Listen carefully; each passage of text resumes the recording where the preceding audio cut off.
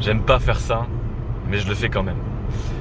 Bonjour à tous, bienvenue dans cette nouvelle petite vidéo qui va parler en fait de la consommation d'éthanol. Est-ce que ça vaut le coup encore aujourd'hui?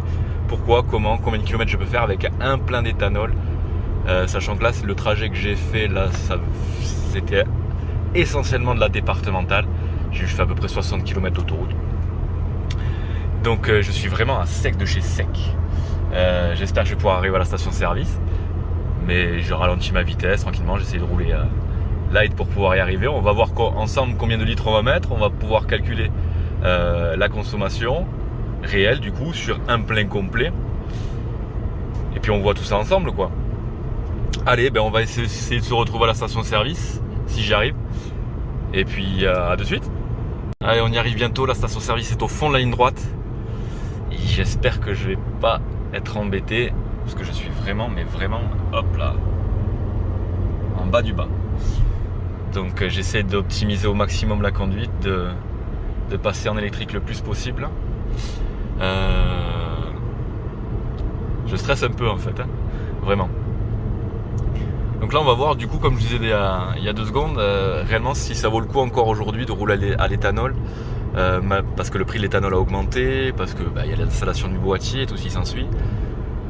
Donc je vais vous montrer une fois que j'aurai fait le plein combien de kilomètres j'ai effectué avec mon plein, combien de litres je vais mettre, et on fera un petit calcul pour savoir quelle est du coup la consommation sur le CHR hybride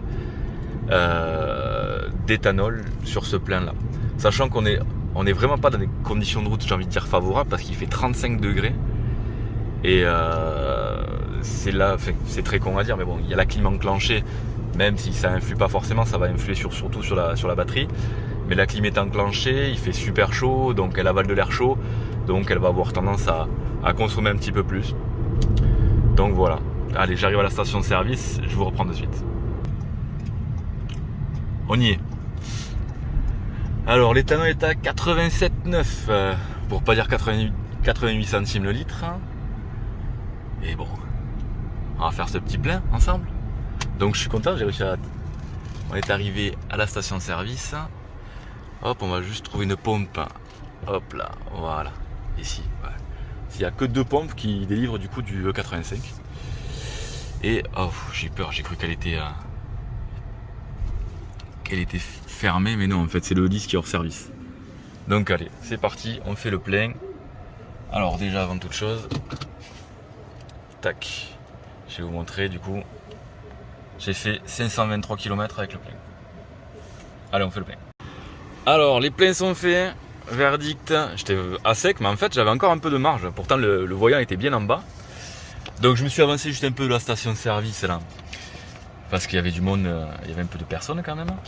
Donc, j'ai fait 523 km,2. C'est pas ça, 3 là, juste en avançant.